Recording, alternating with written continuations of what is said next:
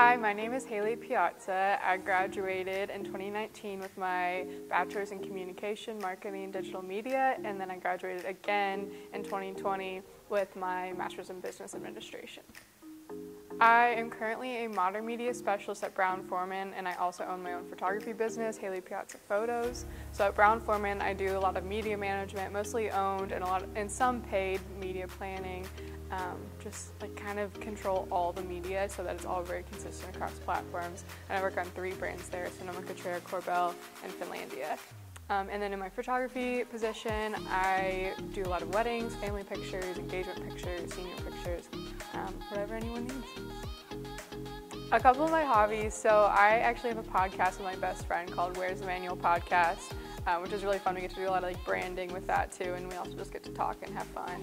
I also have a blog called Let's Be Food Allergy Friends, where I post a lot of my recipes for people with food allergies like myself. And then I like to read a lot, so I have a goal every year of reading the amount of books of that year. So last year I read 20 books, this year I'm going to read 21, and then so on and so forth till I'm old enough that I could be reading 50 books at a time. Bellarmine has helped me in a lot of ways in my career, and I would say that there's a lot of classes that definitely helped that I use still today, but I think the most valuable thing that it gave me was a community, because when you tell someone you're from Bellarmine, most likely if you work in Louisville like I do, you're going to meet somebody else who graduated from Bellarmine and you have that immediate connection. So there's all of the hard skills, but I think that like intangible asset is the most valuable thing that I got from Bellarmine.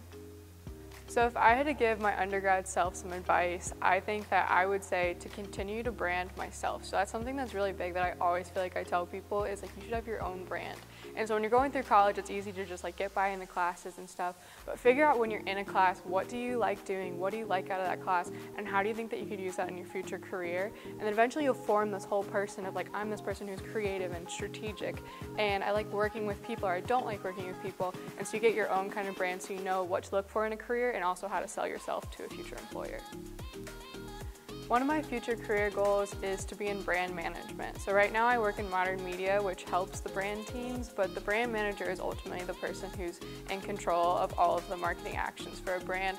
And I think that'd be a really awesome role. I definitely have a lot of steps to take before I get there, but to be in brand management I think would be really fun to go over everything. I'd be in charge of media and field and PR, whatever else it takes to build a brand, and I think that'd be really fun.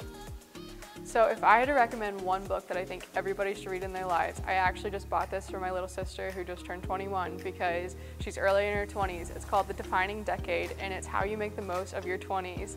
And I think it was so powerful. So I read it when I was 23, and I just think it set me up for this mindset of like how I should be using my 20s and not just wasting them. Like if there's a weird period sometimes between like you're in college and then all of a sudden you're an adult, and it's like, well, you're not quite an adult, like do you have to be 30 to be an adult? And so it really helped you like frame your mindset around what you should be doing with those years of your life.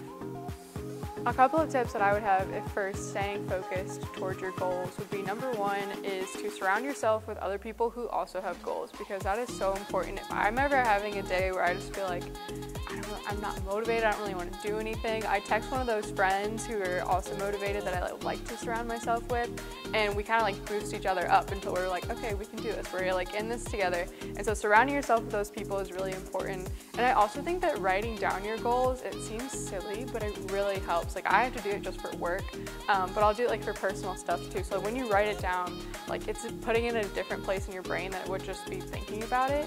And that way you can also like come back to it and think, okay, well, did I remember to like keep working toward this, or like what do I need to do to get back on track? And then you can check it off your list once you do it. So that's a nice feeling too.